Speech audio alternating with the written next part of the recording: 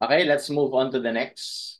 So this situation is once again taken from November 2024 Civil Engineering Board exam. Problem about purlins. No? A wide flange is used as a purlin of a truss whose top chord is sloped at 20 degrees from the horizontal. The trusses are 8 meters apart. So bali ito ay 20. Lagyan na natin. um, And the purlins are spaced 3 meters on center. So may spacing na 3 meters.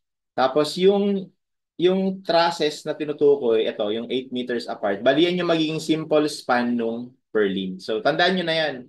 Yung kung gaano kalayo yung mga trusses, yun na lagi yung simple span nung purlin. Okay, yun na yung span nung purlin. Tapos binigay yung mga loads. Actually sa problem na to, medyo mas madali siya kahit per lines dahil yung mga load na binigay naman, hindi na in-specify kung wind load ba yan, dead load ba yan, or live load. No? Kumbaga indicate na W1, 1.8. So ito ay 1.8. Tapos yung W2, 2.16. And then yung W3 is 1.44. Tapos naka-indicate na rin sa figure na yung W3 perpendicular sa roof. While W1 and W2 are just gravity loads na pababa. Kaya lang yung W1 is acting on the top flange while W2 is acting on the centroid. Okay? So let's just keep that in mind. Another point no dito is 'di ba kapag binigyan tayo ng spacing ng purlins, kadalasan kasi kapag binigay sa atin na load ay naka-floor load pa or naka-kilopascals pa. So kapag naka-kilopascals pa 'yun, i-multiply mo pa 'yun ng spacing ng purlins. Wherein in this scenario, hindi na natin kailangan gawin 'yon dahil naka-kilonewton per meter na yung binigay na load. Okay? So again, mag-multiply ka lang nito or gagamitin mo lang to kapag yung mga load na binigay ay naka-kilopascals pa o di kaya naka-pressure pa or floor load. Okay? So, we can just directly proceed later do sa computation. So, binigay yung properties ng wide flange. Okay, let's now start. What is the maximum bending stress in about the x-axis? Tapos susunod, what is the maximum bending stress about the y-axis? So, yun yung mga tanong sa atin. So para masagot yun, pwede natin pasimplihin yung figure, pwede natin i-rotate yung figure. So bali ganito kasi, ang ginagawa lagi sa purlins, kailangan mong kunin yung normal na load at saka yung tangential na load. Okay? Yun nga lang, sa tangential na load, ibig ko sabihin sa tangential parallel dun sa x-axis. Tapos yung normal naman parallel sa y-axis, no? Tapos dito kasi yung W sub 2 yung component niya dito is acting in this axis. Kaya lang ito, ang component niya is acting along this axis. So kailangan natin yung paghiwalayin. So tawagin ko tong tangential 1. Okay? Now, bakit natin kailangan hanapin yon? Kasi gusto nating ma-breakdown into X and Y components yung mga W para makuha natin yung corresponding na bending moment in the corresponding axis. So, dito, kailangan lang natin i-note na yung W sub N na will cause bending about X-axis. Okay? While W sub T will cause bending about the y-axis. Okay? So if you would imagine that kasi parang lumalabas, ito yung load mo, no? Ganito yung load mo. So kapag ganito yung load mo, ang magiging bending mo about this. Kapag ang load mo naman is papunta dito, ang bending mo about this axis. So laging perpendicular yung axis of bending dun sa application ng transverse load. Anyway, let's compute one by one. No? We can compute naman one by one. Let's start with W sub n. How do we compute W sub n? So, bali guys, tandaan nyo na to kasi paulit-ulit naman to kapag purlins o di kaya kahit anong inclined plane problem, no? Lagi yan, kung ano yung angle dito, yun din yung angle na to with respect to vertical.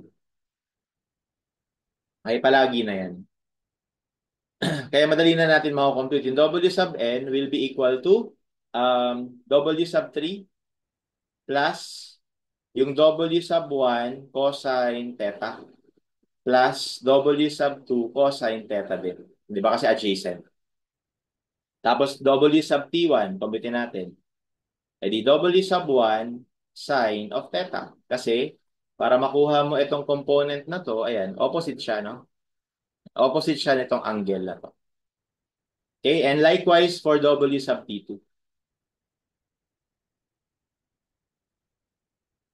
W2 sine of theta. So, kumpitin na natin para may values tayo. We will have W sub 3, 1.44 plus W1, 1.8. Pagsamahin ko na, no? Kasi parehas naman sila nakamultiply ng cosine. Cosine of 20. 20 yung binigay, no? 20. Okay, so 5.16. So, store ko na lang siguro to sa A.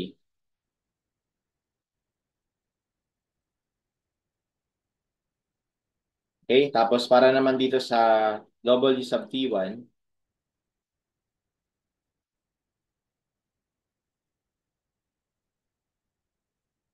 0.62. Store ko sa B.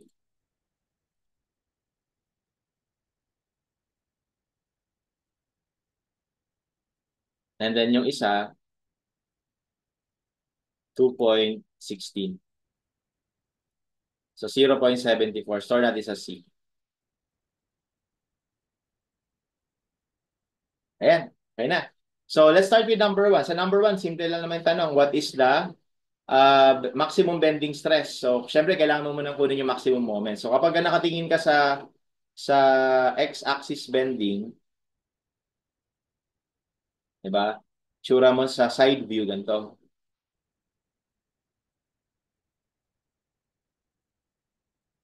Ganyan, no? Simply supported yan kapag purlins. Okay? So parang ito nga yung W sub N natin. Ito yun, W sub N. Ayan, ganyan siya, no? Tapos ito ay 8 meters. Okay, so di ba, para makuha natin yung maximum moment dyan, alam na natin yan, W L squared over 8. So ganyan lang. So makukumpit na kagad natin yon. Okay? So hindi ko, pakita ko lang yung value. W L squared over 8. So the value is 41.29. 41.29 kilonewton meter. Pero pwede kasi diretso yun na yung ano eh, bending stress. No? Bending stress is um syempre M max about x-axis over ang binigay kasi guys, S ang binigay. Kaya hindi ko nagagamit yung MC over I. M over S na lang. So obviously M over SX. So that is 41.29. Gawin mo tong Newton millimeter. Tapos SX is 2.74 times 10 to the 5. Okay? And that gives us this answer times 10 to the 6 over 2.74 times 10 to the 5. So that gives us 150.69.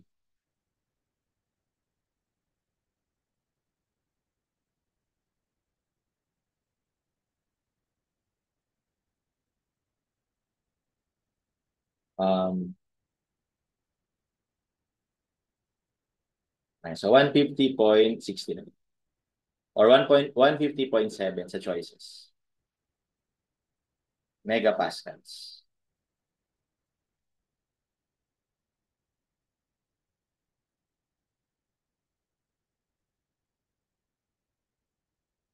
Okay? Next, what is the maximum bending stress about the y-axis? So for number 2, pinapahanap naman yung bending stress about the y-axis. So ganito naman yung itsura ng purlins mo kapag sa y-axis ka nakatingin. I mean y-axis bending. Di ba ito yung y? So itsura mo sa side view. Ganito.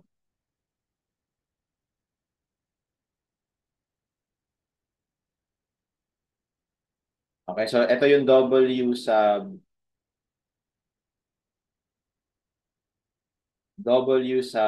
T 1 tsaka W sub T2.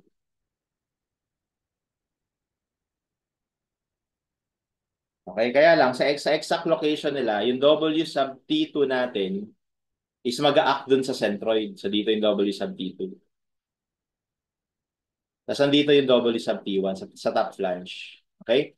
The reason why I am emphasizing this is because yung W sub T1 will cause torsion doon sa cross-section natin.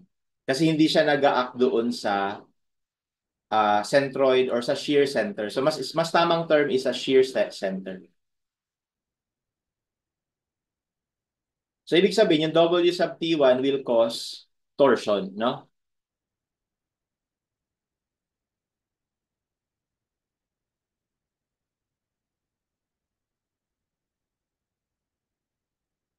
Okay, so meron naka-specify sa code kung paano ako kumpitin yung merong combined torsion. Kaya lang hindi natin yung ginagawa madalas sa board exam at kahit naman sa kahit naman sa college, no. Hindi natin yun masyadong ginagawa dahil medyo mas complicated yung computation, medyo mahaba. Ang ginagawa na lang natin kadalasan sa college and pati na rin ni Ma'am Praxis sa board exam ay kapag daw yung load ay wala sa shear center at magkakos ng torsion, ibig sabihin, kailangan mo lang i-reduce, no? Kailangan mong i-reduce yung elastic section modulus niya by half. Okay? Elastic section modulus must be reduced by 1/2. To take into account yung effect ng torsion.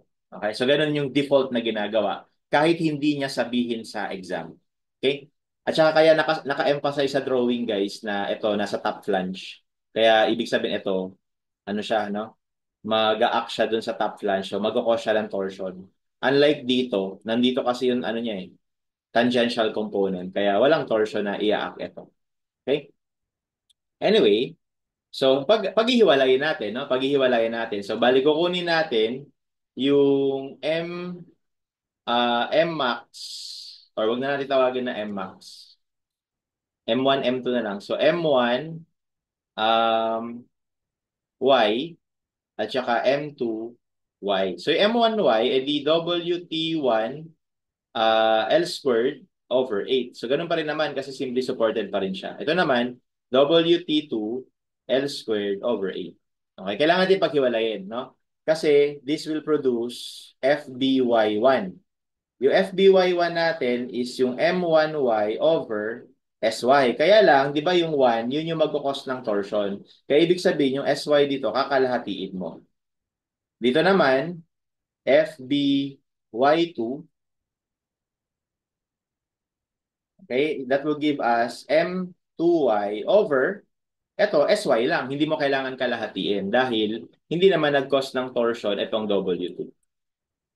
Okay, so hopefully malinaw yan, no? Pagka Purlins kasi ganyan yung nangyayari, no? But anyway, kukombine natin yan syempre, no? Pagkasamahin natin. So therefore, yung total FBY natin would be, so diretsuhin ko na,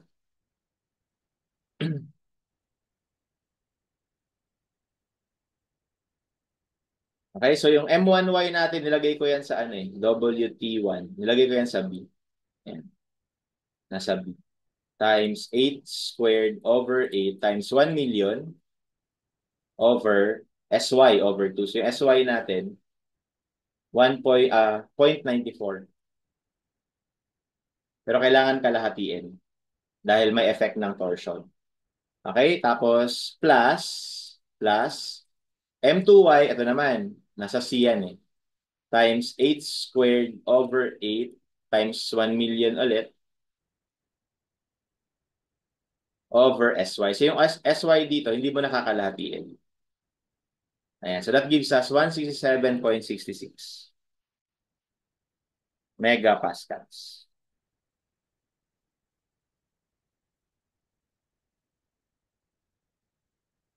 So that's letter B.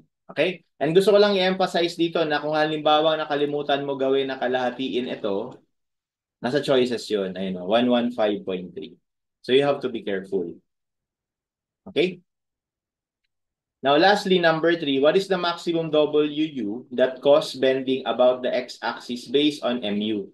Where resistance factor for flexure is 0.9 and nominal is Nominal capacity is FYZX. So, bali guys, etong unang dalawa, ano siya, ASD. Allowable stress design, no? Pero pagdating dito, LRFD na yung gusto ni Ma'am Praxi. Okay? And dito naman sa LRFD, alam natin na medyo mahaba talaga yung computation dito ng MN. Kaya lang, pag in-specify kasi niya na ito na yung capacity, kasi meron pa yung lateral torsional backlink, di ba? Pero pagka in-specify niya na yan na yung nominal capacity, yan na yung gagamitin natin, no? FYZX. Okay? So, hinapahanap lang yung WU. So, for number 3, so syempre yung MU, equate natin sa PMN. Where PMN is phi FYZX. Okay? So for MU, ano tong MU? Eh di yan yung WU L squared over 8. Okay? And then from there, you can solve for WU. So substitute ko lang yung value. WU 8 squared over 8 is equal to phi 0.9 FY 345. And then yung ZX na given is 3.01 times 10 to the 5th. Okay, so just need to be careful with the units here. Ang magiging units kasi nito ay Newton millimeter. So para ma-compensate yun doon sa kabila, mag-multiply tayo dito ng 1 million. Okay, so therefore our WU would be 0.9 times 345 times 3.01 times 10 to the 5th times 8 over 1 million. Okay? Over 8 squared pa pala. Over 8 squared. So that's 11.68.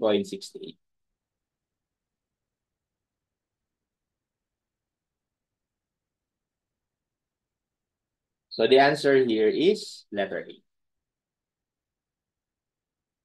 All right, and that's how we solve this Perlin problem.